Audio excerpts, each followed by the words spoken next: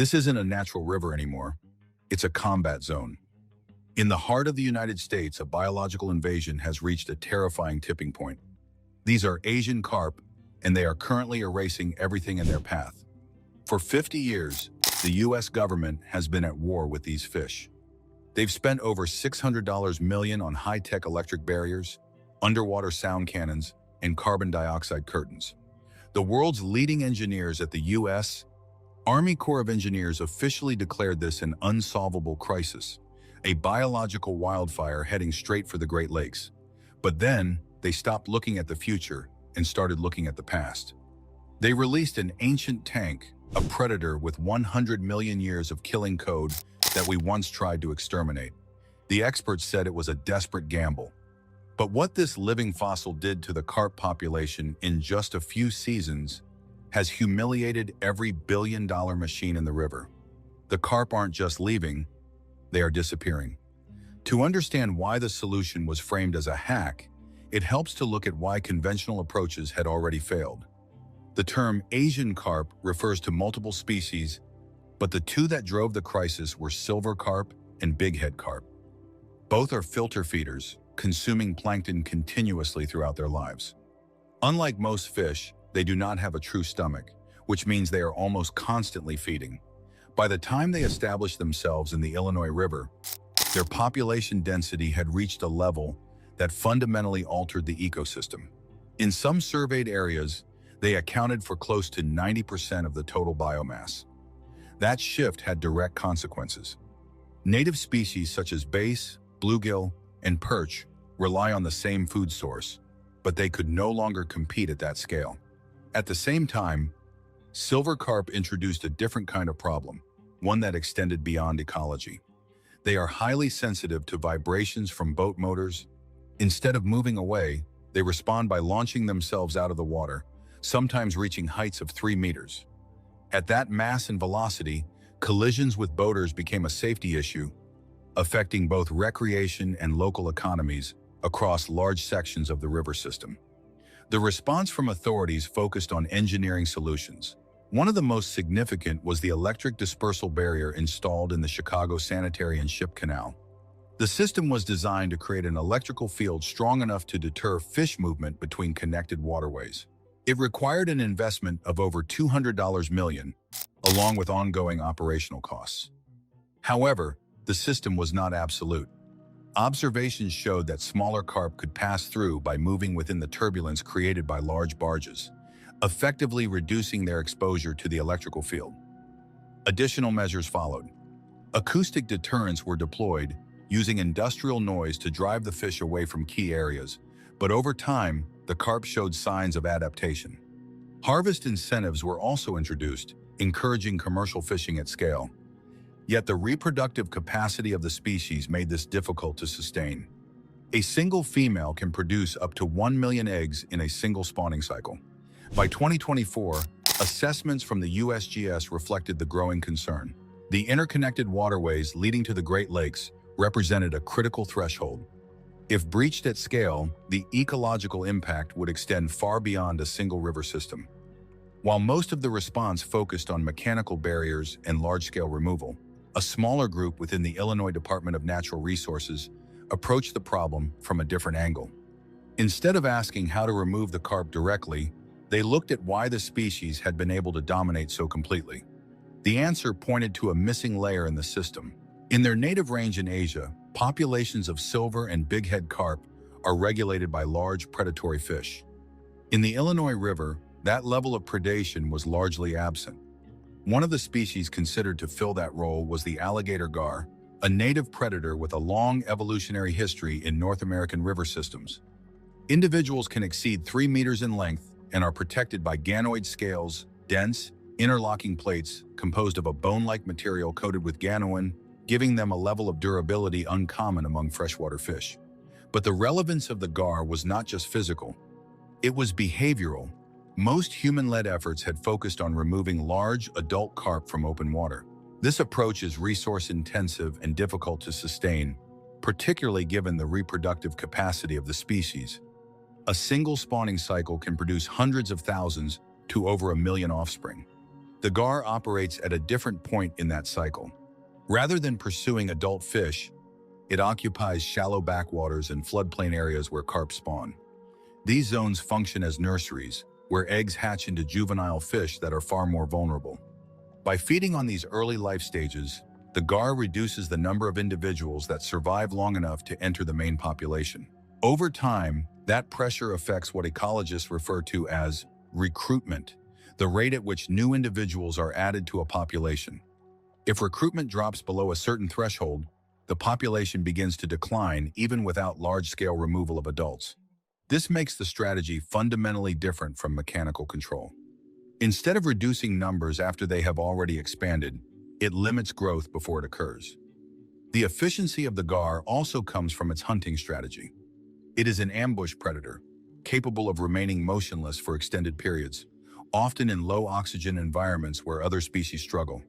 Its ability to breathe air allows it to occupy habitats that are otherwise difficult to access, including stagnant or heavily vegetated waters where juvenile carp are most concentrated.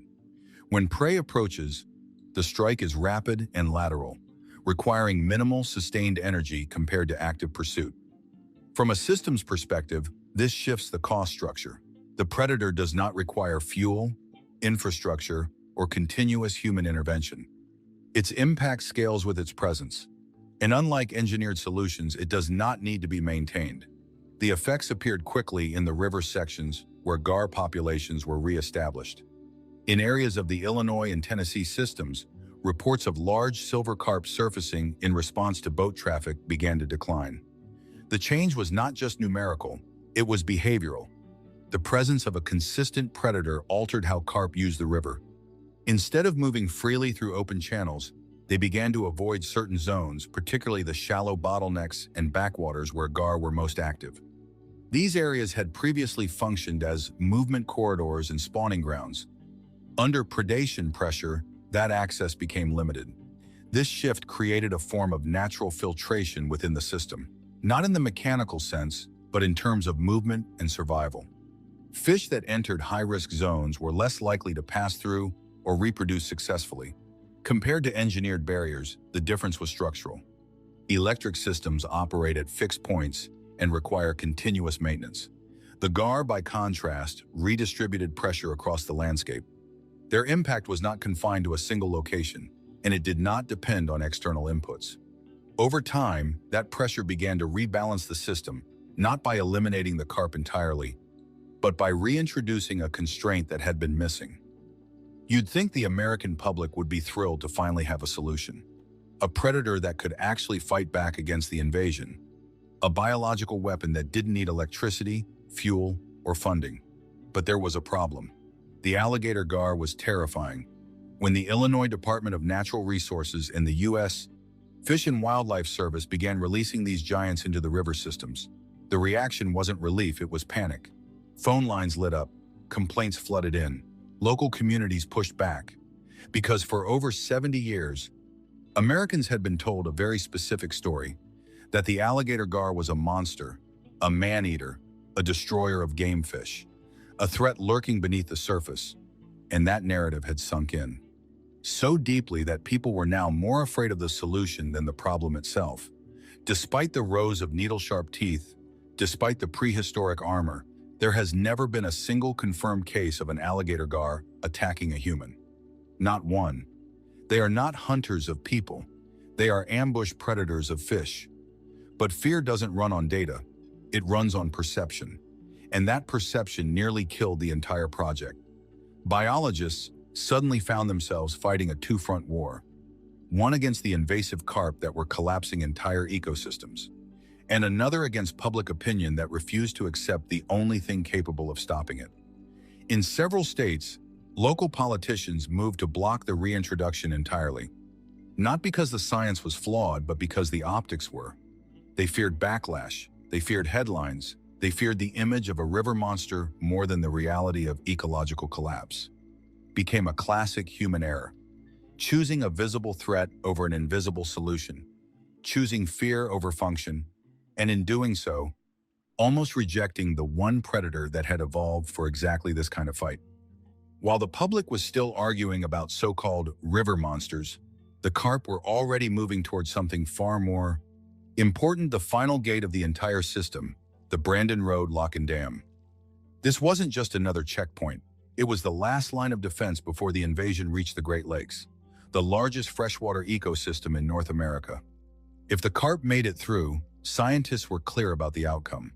It wouldn't be containment anymore, it would be irreversible collapse, threatening a $7 billion fishing and tourism industry that depends on those waters. Faced with that level of risk, the U.S. government turned to what it knows best: large-scale engineering. The proposed solution, known as the Brandon Road Interbasin Project, is essentially a multi-layered defensive system designed to stop the carp using force and technology.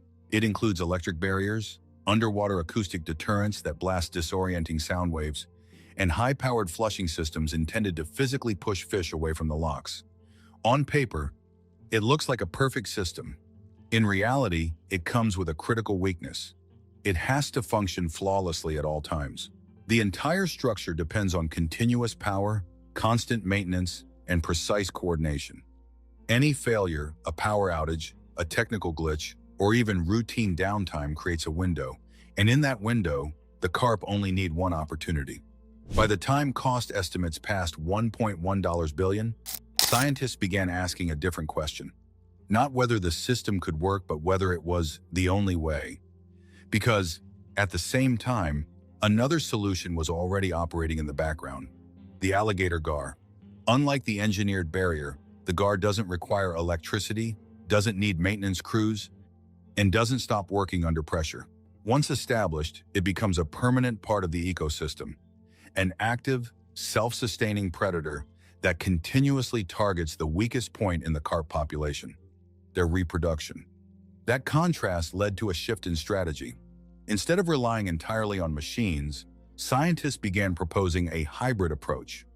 The engineered systems would slow, stress, and concentrate the carp, while the gar would move in to eliminate survivors and suppress future generations. It wasn't a replacement, it was an integration. For the first time, a modern, billion-dollar infrastructure project was being designed to work alongside a predator that had existed for over 100 million years. By 2026, the data coming out of the so-called gar zones began to reveal something even the experts hadn't predicted. The alligator gar wasn't just reducing carp numbers, it was fundamentally changing how the river itself functioned. For decades, Asian carp had acted like biological vacuums. By consuming massive amounts of plankton, they stripped the base of the food web and turned the water thick, murky, and brown. Sunlight couldn't penetrate the surface, and without light, the submerged plants that native fish depended on for shelter and breeding simply disappeared. But as the gar population began to suppress the carp, that entire dynamic started to reverse. With fewer carp filtering the water, plankton levels stabilized, and the water gradually cleared. Sunlight was able to reach the riverbed again, triggering the return of aquatic vegetation that had been absent for years. What had once been a ghost river, empty, opaque, and biologically collapsing, began to rebuild itself from the ground up. And with that structural foundation restored, the native species followed. Fish like bass and bluegill, which had nearly vanished from these stretches of river for over 2 decades, began to reappear not randomly, but in stable, breeding populations. They weren't just passing through, they were reclaiming territory. This is where the perception of the alligator gar began to shift. It wasn't acting as a destroyer of native fish, as decades of public perception had suggested. Instead, it was functioning as a stabilizing force, an apex regulator that restored balance by removing the pressure that had been suffocating the system. In effect, the gar didn't just control the invasion, it created the conditions that made recovery possible. The final and perhaps most unexpected shift wasn't ecological at all, it was economic. As the data confirmed that the river was recovering and public fear around the alligator gar began to fade, something unusual started to happen.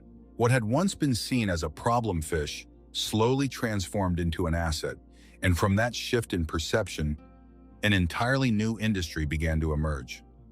Anglers from across the United States and eventually from overseas started traveling to river systems in Illinois and Tennessee, not to avoid the gar, but to pursue it. The same animal that had been labeled a nuisance for decades was now being rebranded as the American dinosaur, a rare, prehistoric trophy species that offered a completely different kind of fishing experience. Local economies adapted quickly. Guide services expanded, specialized tours were developed, and even bow fishing events, which had once focused almost entirely on removing invasive carp, began to pivot toward regulated gar fishing, turning ecological management into a revenue stream. But the economic impact didn't stop at tourism. There was also the question of the fish itself.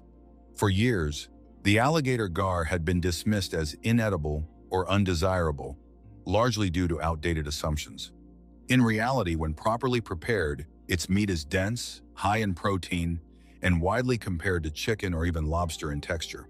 In parts of the American South, dishes like gar balls and gar nuggets began to gain popularity, adding a culinary dimension to what had previously been seen as waste.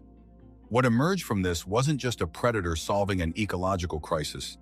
It was a system that could sustain itself economically. Instead of draining public funds, the presence of the gar began to generate value, supporting local businesses while reinforcing the very ecosystem it helped restore. In the end, the solution didn't just repair the river, it paid for its own existence. The impact of the gar protocol didn't remain confined to the rivers of the United States for long. By mid-2026, organizations like the United Nations Environment Program began examining what had happened in North America, not as an isolated success, but as a potential model for a much larger shift in environmental strategy, something they referred to as trophic rewilding. The idea behind it was deceptively simple. Across the world, ecosystems weren't just failing because of pollution or climate pressure. They were failing because a critical layer had been removed. The apex predators, the species that once regulated entire systems, were gone, and without them, everything below began to destabilize. The pattern wasn't unique to the United States. In Europe, river systems like the Danube River have been dealing with their own invasive species pressures, while in Australia, the Murray-Darling Basin has struggled for decades under the weight of invasive carp populations that mirror the same ecological damage seen in North America. What the alligator gar demonstrated was not just a solution to one problem, but a principle that could be applied elsewhere. Instead of relying exclusively on physical barriers, chemical treatments, or continuous human intervention, restoration efforts could be anchored around restoring the missing biological roles within an ecosystem. That shift in thinking is now beginning to spread.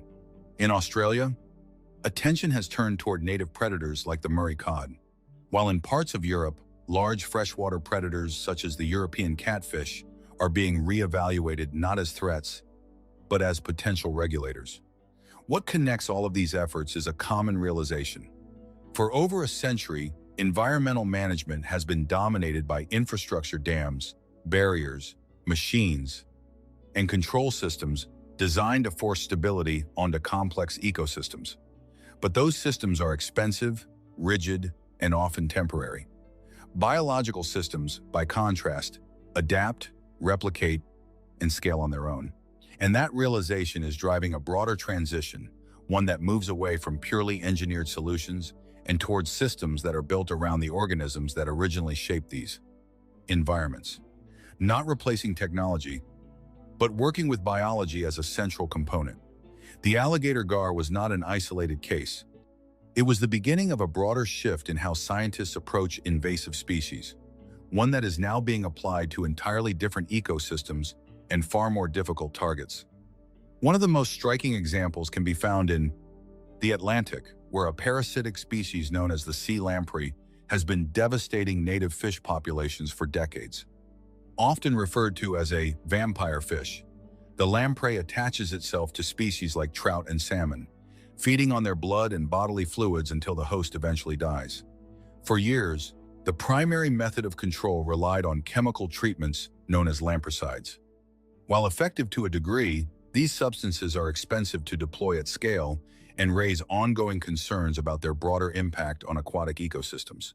But more recently, researchers have begun shifting toward a different strategy, one that doesn't rely on killing the species directly, but on manipulating its behavior. By studying the chemical signals that lampreys use to navigate and reproduce, scientists have been able to develop synthetic pheromones that mimic those signals. These compounds are then released into targeted areas of the water system, effectively guiding the lampreys into controlled zones, either into trapping systems or into tributaries where native predators are more concentrated. Instead of chasing the animal, the system redirects it. And that distinction matters, because it reflects the same underlying principle seen in the GAR project. The goal is no longer to overpower the species through force, but to understand the biological mechanisms that drive its behavior and then use those mechanisms to influence outcomes at a system level. In practical terms, that means fewer chemicals, lower long-term costs, and significantly reduced collateral impact on the surrounding ecosystem. It's not about eliminating nature. It's about learning how to work within its rules.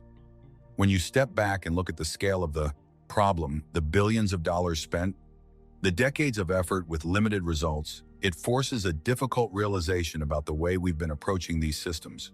Human-designed solutions tend to be inherently fragile. An electric barrier depends on uninterrupted power. An acoustic deterrent requires constant calibration and maintenance. Chemical treatments rely on production, transport, and repeated application. Each layer introduces a new point of failure, and the more complex the system becomes, the more vulnerable it is to disruption, whether that comes from technical issues, funding constraints, or shifting political priorities. And when those systems fail, even briefly, the consequences are immediate. The pressure returns. The invasion continues. By contrast, biological systems operate under a very different set of conditions. The alligator gar does not require external inputs to function. It doesn't rely on centralized control or continuous oversight. Its behavior has been shaped over evolutionary timescales, refining its role within the ecosystem long before any human intervention. What makes that system effective is not just its strength, but its continuity. It persists, it adapts, and most importantly, it sustains itself.